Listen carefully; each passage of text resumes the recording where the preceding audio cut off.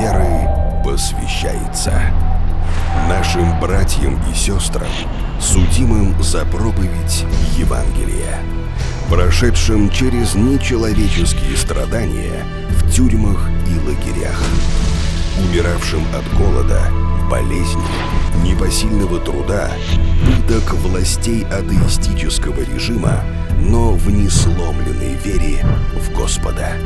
Тем, чье поколение постепенно уходит с нашей земли. Посвящается программа телеканала «Импакт. Герои веры». Здравствуйте, уважаемые телезрители! Вы смотрите программу «Герои веры». Мы продолжаем вам показывать вечер памяти, посвященный многолетнему узнику за проповедь Евангелия, пастору Николаю Петровичу Храпову, который состоялся в марте 2014 года в Русской Баптистской церкви в Брайте.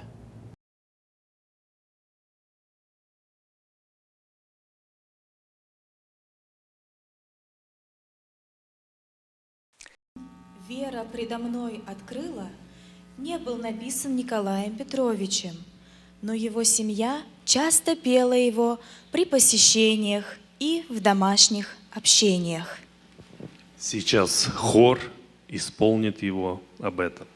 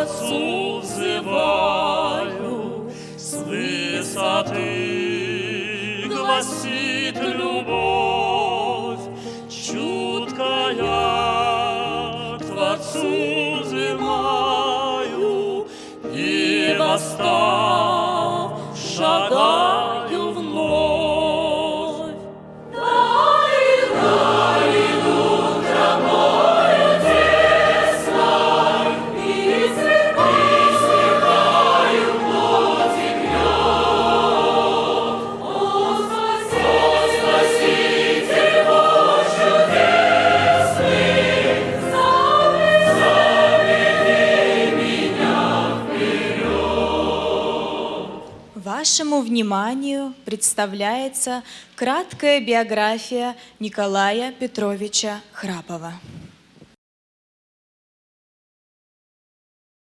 Есть у Спасителя и мое счастье, счастье потерянной жизни.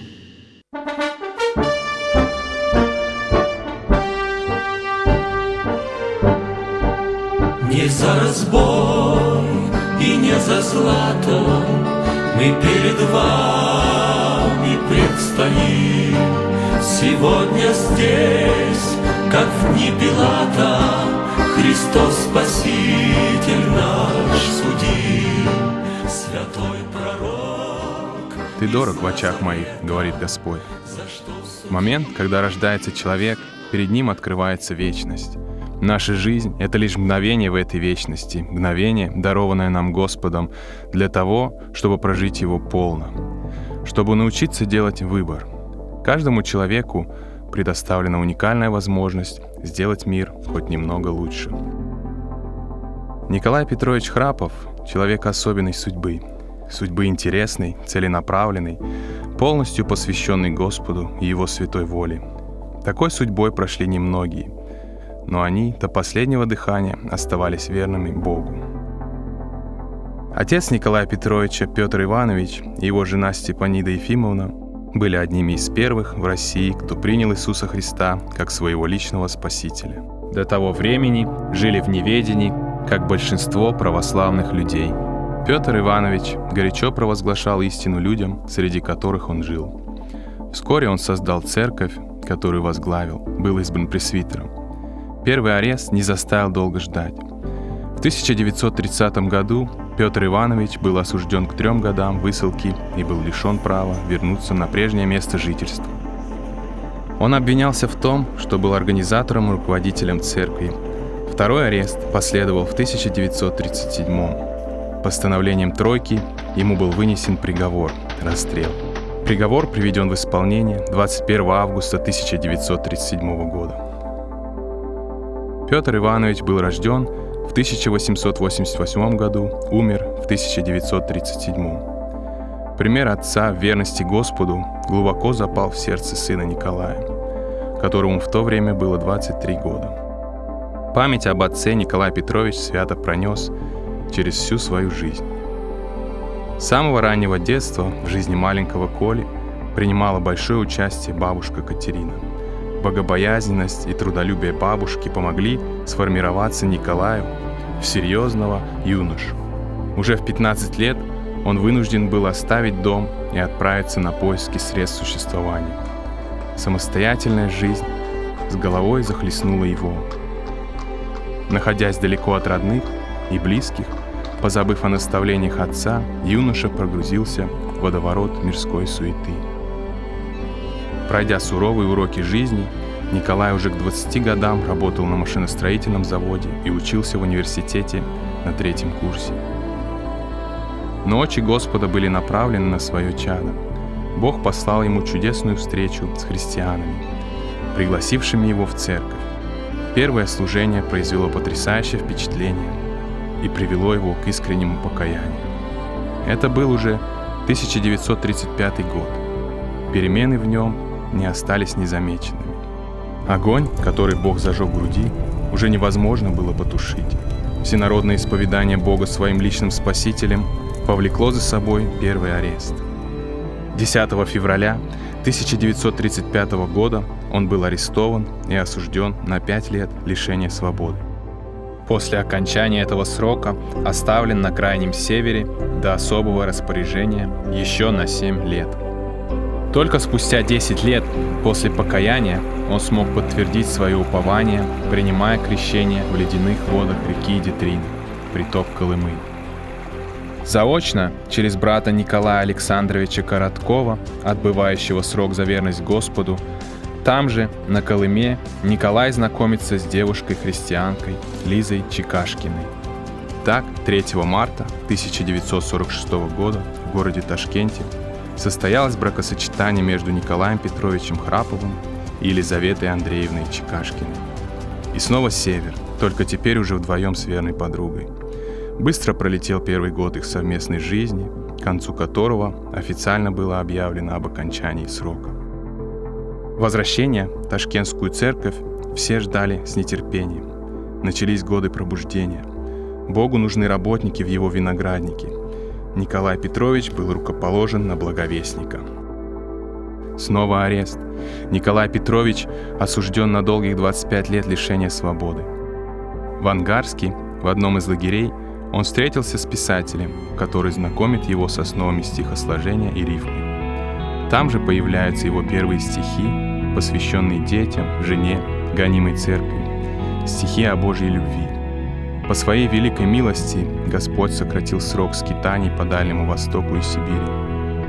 Амнистия по смерти Сталина дала свободу многим. Шел 1956 год.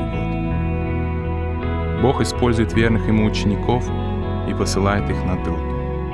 По освобождении семья Николая Петровича выезжает на место жительства в город Йошкар-Ола для служения среди марийского народа.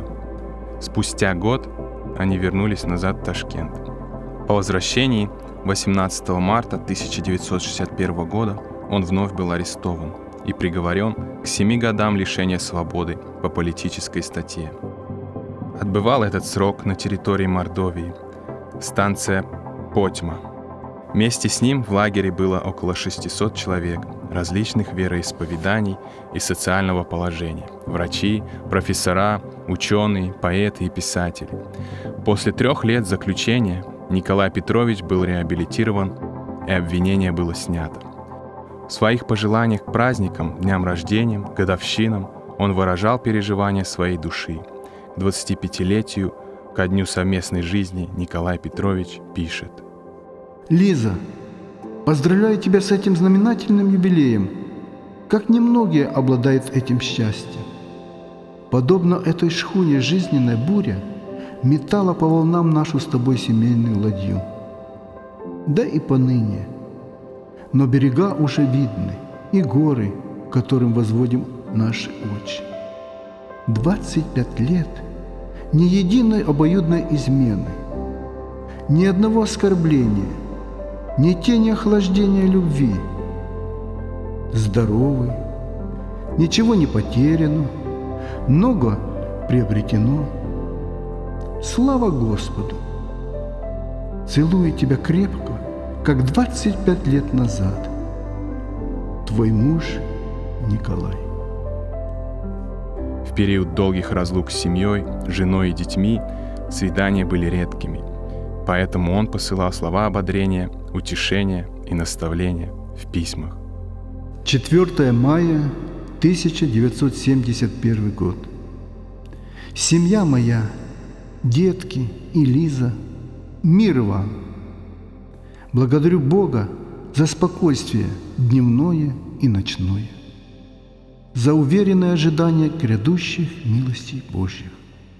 И верю, и чувствую, с каким волнением ожидает моя дорогая семья.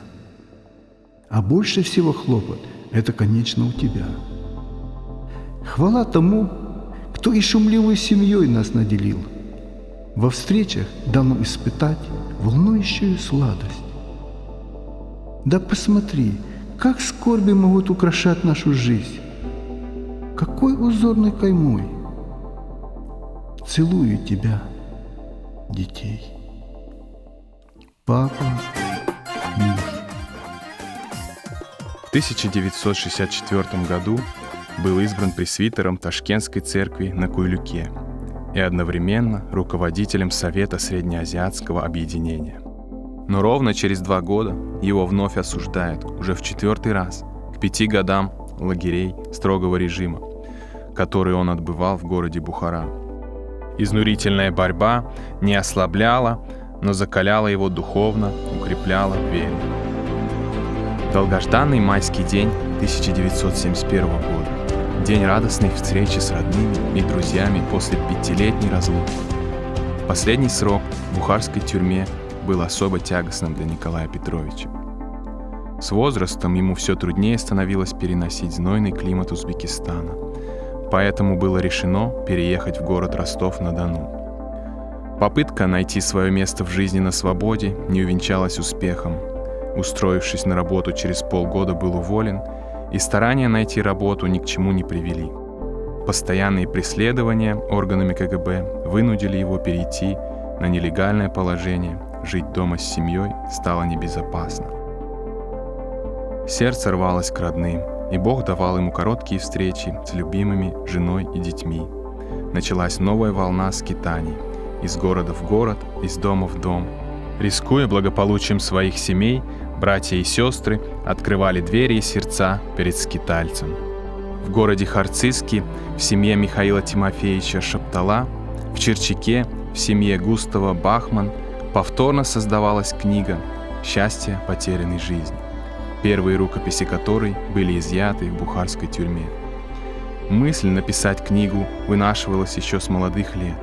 Жертвенная жизнь и смерть отца оставили неизгладимый след в душе юноши и помогли осуществить мечту.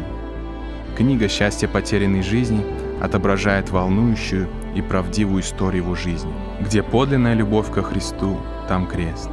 Эта истина, исходящая из самой сути Нового Завета, осознанно, испытана и отражена им также в его стихах и прозе. Всего было написано 55 стихов и поэм, часть из которых воплощены в гимны, которые до сего дня поются в церквах.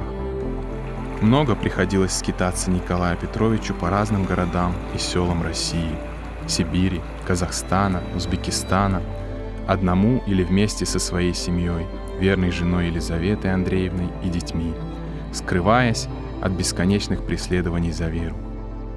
Его жена, перенесшая много лишений и страданий, отошла в вечность в 1980 году, во время его последнего заключения в тюрьму в городе Шевченко, Мангышлакская область. Николай Петрович пишет: «Детки, сегодня у нас же годовщина нашего глубокого траура по утрате нашей дорогой мамочки. С ней я в любви прожил 34 года. Дай Бог с вами удостоиться с ней желанной встречи у Господа. Постоянно вспоминаю всех вас в молитве. Многие просят хоть немного написать, но ответить на их письма не могу. Поясните, что я имею очень ограниченную возможность. Пусть отпускает хлеб свой по водам. У меня моя старость все чаще дает чувствовать себя, но источник обновления никогда для меня не пересыхал. Будьте дружелюбны между собой, и ваш уют будет еще милее, и другие в нем отдохнут. С любовью к вам, ваш папа. 22 апреля 1981 год». Утрата любимой жены была дополнительным ударом для него. Он скончался в 1982 году, 6 ноября, в лагерной больнице. На 68-м году жизни ушел домой к Отцу Небесному, обретя, наконец, полную свободу во Христе Иисусе. Но день придет, и скажет Бог всесильный: довольно север, узников отдай.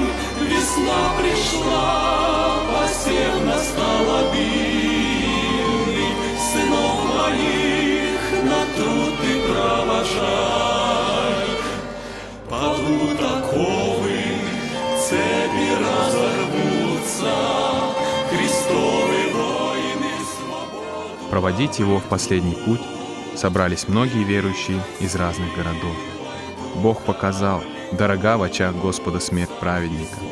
Вереница машин и автобусов с верующими, приехавшими проводить последний путь скитальца в вечный дом, на протяжении всей дороги от молитвенного дома до кладбища сопровождалась стражами правопорядка на машинах и мотоциклах. О таких людях не говорят, как об умерших. Они остаются в памяти живых, живыми навсегда. Николай Петрович прожил короткую жизнь, 68 лет, из которых 29,5 лет провел в заключении за имя Господа. В итоге перенесенных страданий и лишений хочу сказать, как пред Господом моим: если бы кто спросил меня, чего бы я пожелал для себя, хочу, всем сердцем и неуклонно остатки дней своих следовать за Иисусом. Хочу свято и богоугодно исполнять служение мое в Доме Божьем на том месте, на котором поставил меня Господь. Аминь. Его произведения широко известны среди христиан. Они неоднократно печатались и переиздавались в разных странах мира. И сегодня христианская молодежь с интересом читает и слушает истинного страдальца за Слово Божье. Проповедник Евангелия, духовный наставник и искренний друг, поэт и писатель, христианин, многолетний узник за Слово Божие получил свое счастье, счастье потерянной жизни. Свой крест. Музыка Виталия Агаркова.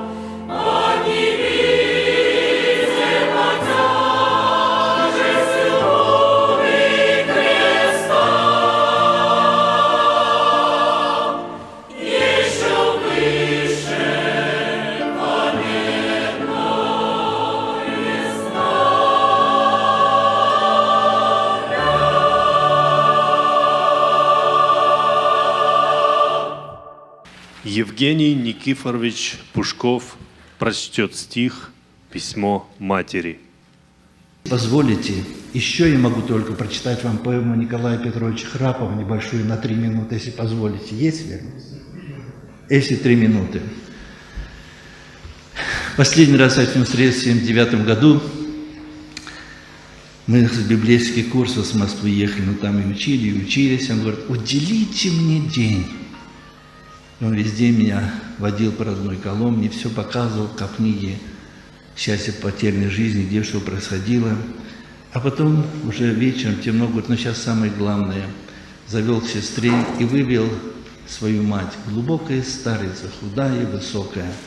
Мама, расскажи все брату, как ты пробиралась к папе, как стерлись твои ботинки, кровавые следы. Она посмотрела, ох, залилась слезами и больше ничего не рассказала. Через 3 месяца его арестовали.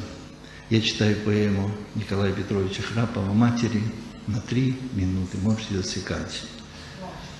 Ты, наверное, опять приуныла, одинокая скорбная мать, когда внучка тебе сообщила, что решил я еще пострадать. Да решил. Хоть и мог не скидаться по застенкам тюремным опять, мог бы жизнью в семье наслаждаться, мог на старость тебя утешать, мог, как многие, скромно трудиться, громко петь, Божий дом посещать, горячо, откровенно молиться, даже бедным в нужде помогать, быть в почете в кругу атеистов, жить спокойно, ходить не боясь, уважаемым быть у баптистов, пировать у попов не стыдясь. Да, в общем, пора бы законно, справедливо тиши вдыхать, приходящих встречать благосклонно, мемуары о прошлом писать. Но подумай, а будет ли честно оставлять мне священный порог, когда Церковь Христа повсеместно осаждает лукавство, порок, когда святость опять попирают суетливо за мзду торгаши и без страха обет нарушая продаются шутя за гроши. Кто же встанет за истину, мама? Кто малюток Христу приведет? Кто лукавых служителей прямо обличит? Кто утешит сирот? Нет, я думаю, ты не осудишь, как и прежде, за выбор меня. Вновь молиться за сына ты будешь, материнскую верность храня. Нам обоим с тобой надоели лицемеры, простые на вид. Оба, мать, мы с тобой посидели от язвительных горьких обид. Много горя с тобой пережили, невозможно всего описать, и как будто на свете не жили. А пора уж пришла умирать. Помню тех, кто уют наш нарушил, когда первые слезы из глаз я ронял, внимательно слушал твой простой материнский рассказ. Про отца тогда ты говорила, как его забирали от нас, как ему передачи носила, как его ободряла в тот час. Ранним утром его угоняли в арестантской толпе на вокзал, обнаженные сабли сверкали, их суровый конвой провожал. С ними рядом ты тоже шагала, от тюремных ворот до конца, то братишку к груди прижимала, то слезу вытирала с лица. Вдруг на быстром коне угрожая, конвоир к вам с отцом подскакал, и клинком обнаженным сверкаю, отойти он тебе приказал. Сердце сжалось, облитое ядом, ты стояла пред ним, как стена. Не уйду я от мужа, но рядом с ним пойду, ведь ему я жена. И ничто победить не сумела, непреклонности духа в очах. Ты шагала уверенно, смело, с арестантским мешком на плечах.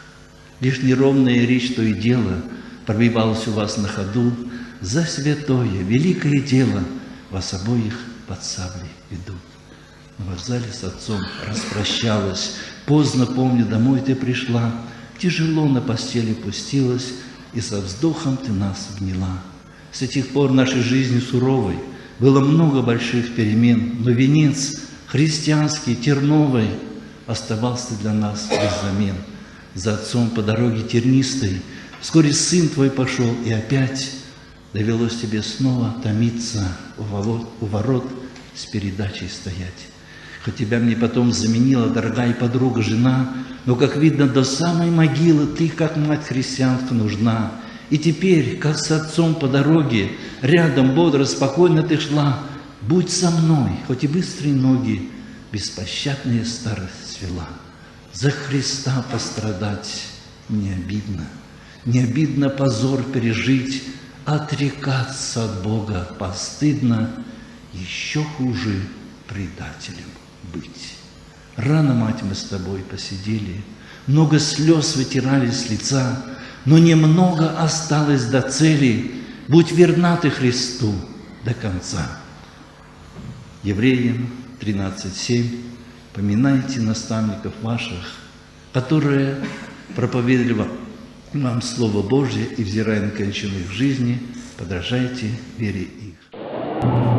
Проволоки колючая стена. С большим почтением наши дорогие деды и прадеды, отцы и старшие братья, бабушки, матери и сестры, за ваше мужество и стойкость, за верность Господу.